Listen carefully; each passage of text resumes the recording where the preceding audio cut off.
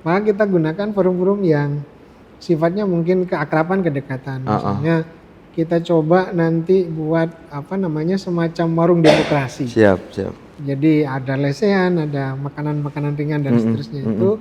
Lalu di situ kita adakan diskusi tentang demokrasi dan masalah pilkada ini. Termasuk ketentuan-ketentuan yang dipakai itu undang-undang maupun PKPU. Nah itu lewat sosialisasi itu.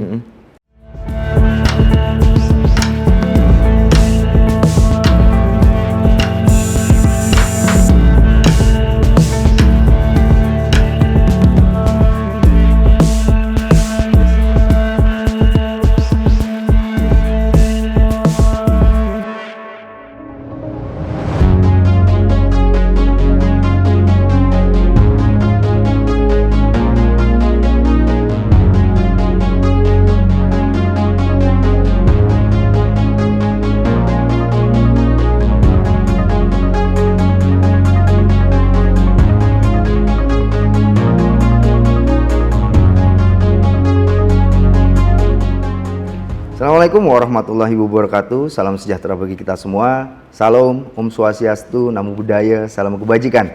Jumpa lagi bersama saya Randy Niko Ramanda, jurnalis harian Surya dan Tribun Jatim Network di program Mata Lokal Memilih. Bertepat di kantor KPU Kabupaten Nganjuk. Saat ini saya sudah bersama Ketua KPU Kabupaten Nganjuk, Bapak Pujiono, untuk tahu lebih lanjut mengenai persiapan apa saja yang sedang disiapkan oleh KPU Kabupaten Nganjuk. Langsung saja kita sapa beliau. Assalamualaikum Pak. Waalaikumsalam warahmatullahi wabarakatuh. Gimana kabarnya Pak? Alhamdulillah baik. Baik, alhamdulillah. Pak, apa sih yang sedang disiapkan oleh KPU Kabupaten Nganjuk saat ini Pak? Ya, untuk KPU Kabupaten Nganjuk pertama yang disiapkan kemarin adalah ketersediaan anggaran. Siap. Dan ketercukupan, ya tersedia dan tercukupinya seluruh kebutuhan untuk penyelenggaraan tahapan pilkada ini, baik untuk bupati maupun pilihan gubernur. Nah, untuk itu kami sudah menyelesaikan seluruh tahapan perencanaan anggaran bersama TAPD, pemerintah Kabupaten Nganjuk, dan kemarin awal Maret itu sudah ditransfer 100% untuk kebutuhan anggaran, yakni sekitar 48 miliar kebutuhan untuk tahapan pilkada ini.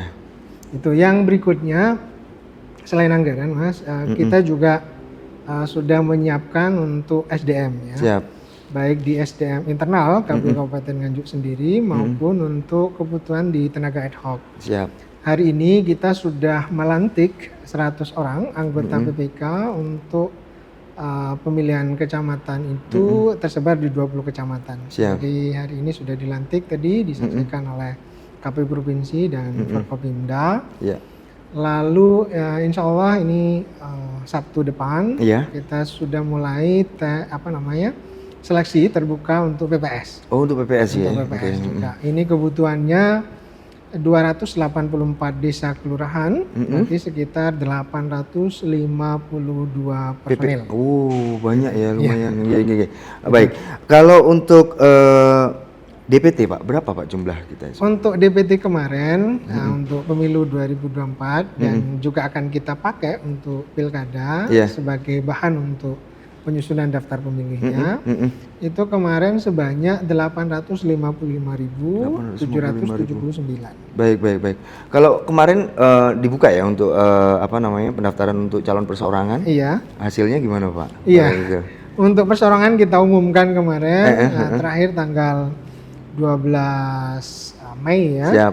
Sampai pukul 23.59 ternyata tidak ada satupun yang mendaftarkan diri atau menyerahkan berkas terkait syarat pencalonan untuk calon perseorangan atau jalur perseorangan ini. Jadi kita nihil ini untuk untuk tahun ini ya. Sebenarnya untuk jalur perseorangan itu syaratnya memenuhi berapa sih Pak? Untuk syarat dukungan untuk pemilu pilkada 2024 ini itu sebanyak 64.184 dukungan. Oh gitu. Baik Pak. Mungkin berkaca pada pelaksanaan Pilpres dan Pileg 2004 lalu, mungkin ada catatan-catatan khusus nggak dari Kabupaten Nganjuk supaya jadi bahan evaluasi ya untuk pilkada serentak ke depan? Ya, Apa aja tuh, kami sudah melakukan berapa evaluasi kecil ya terkait persiapan pilkada ini berkaca dari pemilu kemarin 2024. Pertama terkait personil, kita juga melakukan beberapa perubahan ya, penyegaran katakanlah begitu, supaya ada kecepatan dan keakuratan dalam seluruh tahapan proses. Misalnya kita ini ada perubahan personel di Kasubag ya, terutama yang menangani hal yang teknis terkait kepemiluan atau kepilkadaan itu. Baik. Lalu yang berikutnya kami juga melakukan koordinasi penuh dengan pemerintah daerah, terutama untuk membantu teman-teman di tingkat kecamatan dan desa kelurahan, misalnya terkait dengan bantuan pemeriksaan kesehatan. Baik. Nah, untuk seluruh penyelenggara di kecamatan dan desa kelurahan. Ini supaya selama proses tahapan pilkada tidak ada atau mengurangi risiko kecelakaan kerja maupun risiko penyakit yang diakibatkan oleh mungkin pemeriksaan kesehatan yang tidak maksimal. Gitu. Karena itu sepertinya pemerintah daerah kemarin PJ Bupati menginstruksikan Dinas Kesehatan beserta Puskesmas di jajarannya untuk membantu pemeriksaan kesehatan calon penyelenggara pemilu di tingkat kecamatan dan desa. Itu. Lalu yang berikutnya sosialisasi. Baik. Nah, sosialisasi ini juga kami dibantu oleh pemerintah daerah dan pemerintah kecamatan serta pemerintah desa kelurahan itu lewat berbagai saluran. Baik. Nah, ini untuk menunjang beberapa tahapan yang memang harus diketahui oleh masyarakat. Baik. Jadi ada semacam sosialisasi lewat broadcast di Kominfo. Betul. Ya. Lalu penyebaran informasi di berbagai kegiatan masyarakat yang melibatkan banyak pihak. Nah, mungkin ke depan ini yang belum mengoptimalkan anggaran yang ada itu adalah sosialisasi berbasis media massa dan lain sebagainya. Itu memang belum ini. Karena terutama untuk eksekusi anggaran ini butuh pencermatan ulang karena memang perencanaan anggaran ini kan 2 tahun yang lalu bahkan masa COVID ya. Jadi masih ada sisa-sisa perencanaan untuk antisipasi merebaknya wabah COVID itu. Jadi makanya ini kita coba cermati ada beberapa lagi. Pencermatan sebelum dieksekusi. Maknanya dieksekusi ini sebelum dijalankan untuk melakukan pembayaran untuk kebutuhan tahapan. Nah, itu kita cermati. Baik. Kalau melihat potensi demografis dan Kabupaten Nganjuk dan jumlah DPT yang cukup lumayan ya Pak ya. Mungkin KPU sudah memotret potensi-potensi kerawanan yang apa yang akan terjadi dan diantisipasi untuk Pilkada serentak 2024 mendatang. Iya. Tentunya itu bagian dari strategi kita untuk melaksanakan tahapan Pilkada di 2024 ini. Baik. Jadi kita petakan memang untuk wilayah desa, kelurahan, mungkin yang dekat-dekat keramaian dengan yang pinggiran juga kita petakan cara-cara untuk mengantisipasi berbagai hal ya, terutama hal-hal yang mengganggu. Baik. Lalu juga dari peta data pemilih misalnya, sebagian besar pemilih kita itu juga usia 17 sampai 30 tahun itu kan juga cukup tinggi. Cukup tinggi ya? Ya, hampir 200-an ya. Baik. 200-an itu belum lagi yang 30 ke 40. Iya. Nah, itu juga perlu kita petakan. Siap. Makanya kemarin untuk sosialisasi rekrutmen PPK dan PPS itu kita lebih banyak ke medsos. Iya. Ini juga kita garap bersama dengan Kominfo. Makanya nanti mungkin akan lebih ini lagi ya, terutama tadi pemetaan kita baik itu berkaitan dengan pemilih maupun dengan kondisi kewilayahan di Kabupaten Nganjuk ini yang memang cukup luas ya, 20 kecamatan. Betul. Itu belum pemilih yang variatif, belum lagi budaya kita di Nganjuk ini juga budaya Mataraman ya. Iya, Mataraman. Maka ini Teman juga banget, Pak, butuh Nganjuk. pendekatan-pendekatan yang komprehensif sehingga tujuannya memang satu, sukses demokrasi untuk pilkada ini. Yang kedua juga partisipasi masyarakat juga cukup tinggi. Mudah-mudahan cukup tinggi lagi. Iya, iya. Nah, kalau tadi kan Bapak sempat mengutip bahwa sudah menghubungi Diskominfo untuk mensiarkan ini ya gitu. Nah, mungkin ada trik-trik khusus nggak dari KPU Kabupaten Nganjuk untuk meningkatkan partisipatif pemilih? Nah, apa saja itu, Pak? Kira-kira. Iya, kami merencanakan pertama menyentuh segmen-segmen di masyarakat itu yang selama ini mungkin belum tersentuh. Siap. Misalnya kami juga akan merencanakan di rencana kerja kita, di rencana kerja dan anggaran kita. Itu misalnya membuat semacam relawan. Siap. Untuk mensosialisasikan tahapan pilkada dan begitu juga untuk memudahkan penjelasan di masyarakat.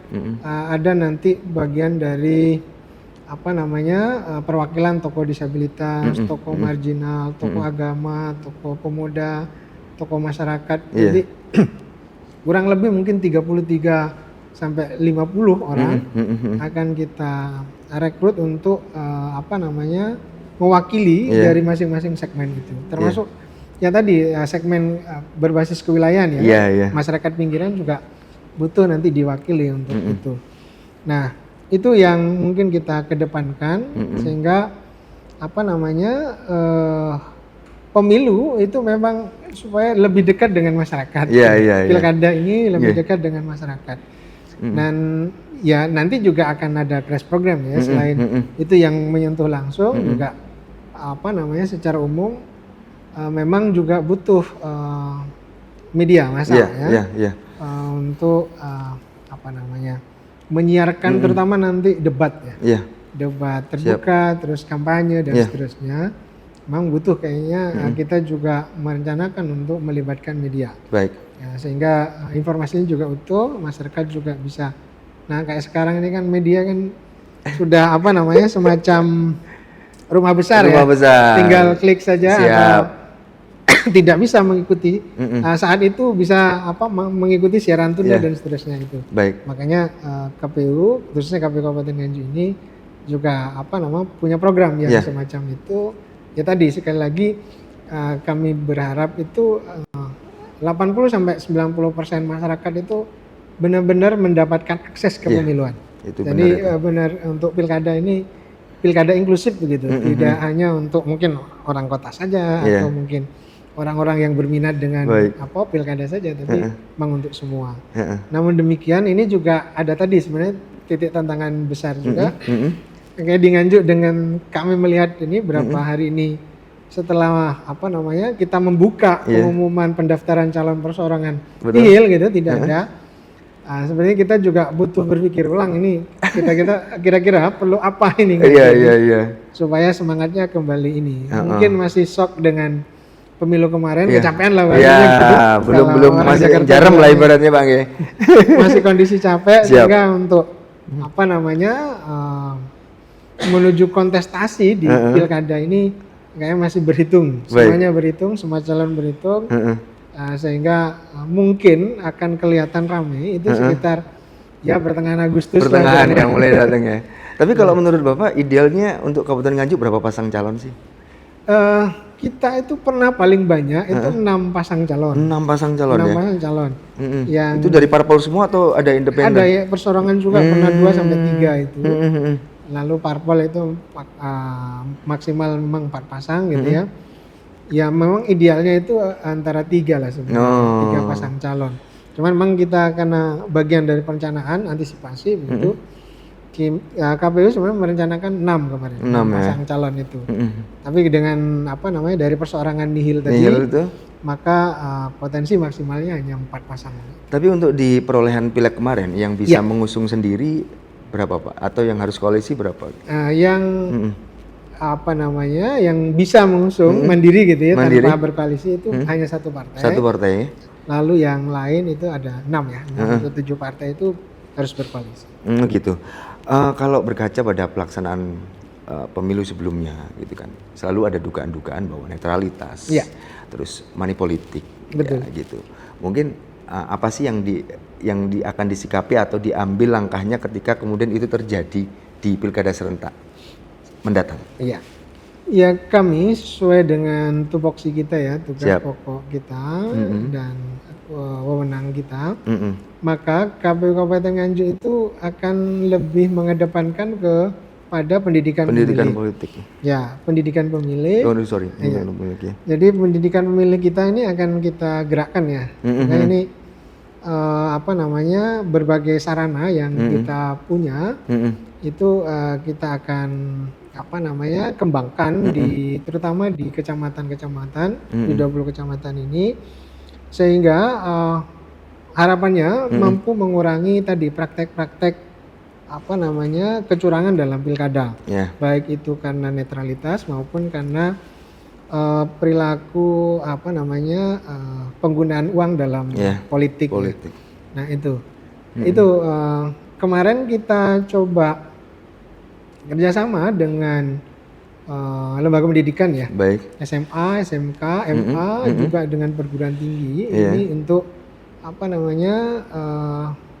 melatih atau memberikan wawasan kepada pemilih atau calon pemilih, terutama pemilih pemula, supaya menghindari yang tadi itu dua hal ini, satu netralitas, yang kedua penggunaan politik dalam hal ini money politik ya, atau pembelian suara oleh peserta pemilu kepada pemilih. Baik. Nah, apalagi misalnya yang poin pentingnya kan ketentuannya kalau pidana pilkada ini adalah yang memberi atau menjanjikan materi uang gitu ya, dengan yang menerima itu sebenarnya sama-sama kena pidana. Dua-duanya sebenarnya bentuk kerugian itu. Nah, ini yang kita perlu sosialisasikan kepada masyarakat, sehingga ada kesadaran untuk menjauhi atau mengurangi yang demikian itu. Namun demikian KPU tidak bisa berjalan sendiri. Ya. Jadi harus tetap untuk penegakannya itu adalah kewenangannya ada di Bawaslu. Bersama tentunya Gakumdu, yakni kepolisian, kejaksaan. Nah, karena itu kita jalin komunikasi dengan tadi Bawaslu dan Gakumdu. Tapi kalau terkait pendidikan mulai kita akan terkait itu, karena memang sudah menjadi catatan-catatan juga, dan juga diprogramkan di anggaran kita ada untuk pendidikan pemilih yang mencakup tadi fraud atau gangguan yang sifatnya kecurangan dalam pilkada. Baik, kalau berkaca di pilpres lalu Pak ya. Gen Z itulah kunci sukses dan jumlahnya sangat-sangat besar.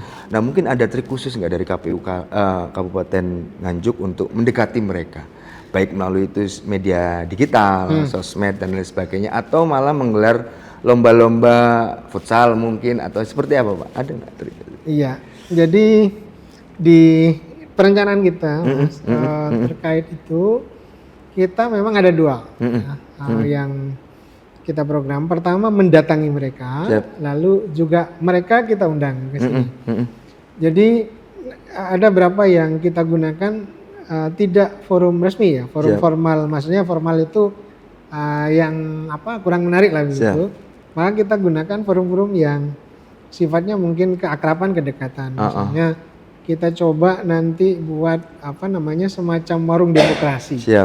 Jadi ada lesehan, ada makanan-makanan ringan dan seterusnya itu. Lalu di situ kita adakan diskusi tentang demokrasi dan masalah pilkada ini. Termasuk ketentuan-ketentuan yang dipakai itu undang-undang maupun PKPU. Nah, itu lewat sosialisasi itu.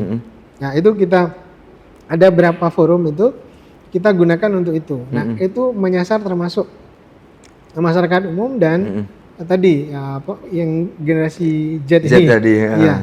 Karena mungkin juga nanti ada selingan hiburan juga gitu ya.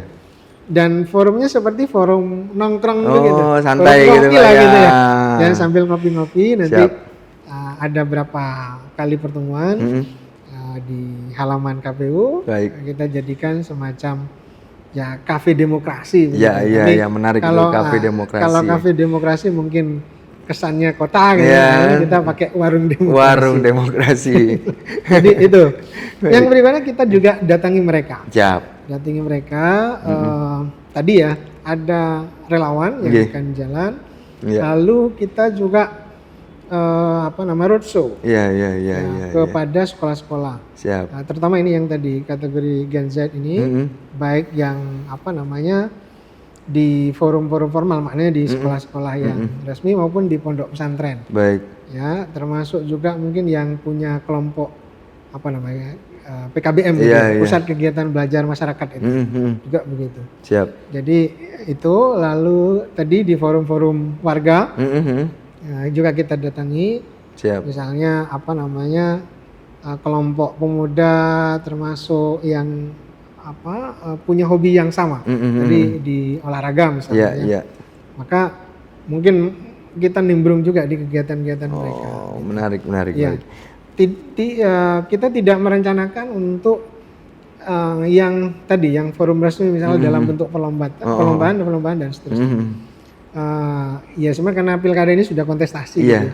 Maka kemarin teman-teman hanya yang sifatnya memang edukasi, tapi edukasinya yang forum formal maupun yang informal, dengan modifikasi pelaksanaan kegiatan, sehingga dengan harapan tadi yang Gen Z ini tidak terkungkung oleh forum-forum resmi. Betul. Yang seolah-olah kalau ini mesti harus birokrasi sekali gitu. Iya. Jadi maka mungkin dengan suasana santai mereka bisa mengeluhkan pendapatnya, usulannya dan seterusnya. Baik. Termasuk juga kalaupun ada kritik saran dalam pelaksanaan kepemiluan atau pilkada ini. Baik Pak Pujono, mungkin ini masuk sesi terakhir. Saya memberi waktu jenengan 1 atau 2 menit untuk menyampaikan wejangan, ajakan atau imbauan kepada calon pemilih kita di Kabupaten Nganjuk. Monggo silakan. Iya. Kepada warga Nganjuk khususnya melalui Tribun News ini, pertama pastikan seluruh warga Nganjuk yang memenuhi syarat sebagai pemilih pastikan terdaftar. Kita akan mulai tahapan penyusunan daftar pemilih ini di bulan Juni ini dengan merekrut petugas pemutahiran data pemilih atau PPDP. Lalu setelah itu akan turun ke masyarakat, ke rumah-rumah melalui coklit pencocokan dan penelitian. Nah di forum itu monggo yang memenuhi syarat sebagai pemilih, misalnya 17 tahun ke atas atau sudah pernah menikah, warga Nganjuk, berKTP Nganjuk, maka pastikan seluruh warga untuk terdaftar di sana. Siap. Jadi benar-benar dicek keakurasi kebenaran datanya, terutama elemen-elemen data, sehingga jangan sampai tidak terdaftar di forum itu. Jadi karena memang pilkada ini sarana demokrasi, kedaulatan rakyat, suara warga Nganjuk itu penting. Nah, caranya memastikan suara warga itu diakomodir dalam pilkada adalah terdaftar. Itu satu. Jadi terdaftar sebagai pemilih. Yang berikutnya, untuk seluruh tahapan pilkada ini warga Nganjuk bisa menggunakan sarana ini secara baik, tidak menggunakan emosional, apalagi berbasis suku, agama, ras dan lain sebagainya itu yang menyebabkan keterbelahan di masyarakat. Sehingga kami berharap, KPU Kabupaten Nganjuk berharap warga Nganjuk tetap rukun, tetap bersatu meskipun beda pilihan. Siap. Nah, karena itu gunakan sarana-sarana yang ada. Kalau memang ada laporan ketidaksesuaian sesuai dengan peraturan perundang-undangan, bisa dilaporkan di Bawaslu atau di KPU Kabupaten Nganjuk. Yang berikutnya, pantau seluruh tahapan pemilu, seluruh tahapan pilkada ini, dan KPU juga membuka kepada warga masyarakat yang ingin jadi pemantau supaya seluruh tahapan ini benar-benar benar-benar berjalan secara demokratis, tidak ada kecurangan, tidak ada problem yang bermasalah, terutama bisa mengkhianati kedaulatan rakyat itu. Karena itu monggo dipantau semuanya, seluruh tahapan. Kalau butuh informasi juga bisa langsung ke KPU, terutama pemilih ini gitu ya. Juga yang ingin berpartisipasi masih ada waktu nanti, itu sebagai petugas pemutahiran data pemilih maupun sebagai kelompok penyelenggara pemungutan suara. Sehingga suara warga, suara masyarakat Nganjuk benar-benar terjaga keasliannya. Itu pilihannya, itulah yang akan menjadi pemimpin kita. Siap. Demikian. Baik Tribuners, itu tadi bincang santai saya dengan Ketua KPU Kabupaten Nganjuk, Bapak Pujiono. Semoga bisa diambil hikmah dan manfaatnya. Akhirul kalam, saya Randy Niko Ramanda, pamit. Assalamualaikum warahmatullahi wabarakatuh.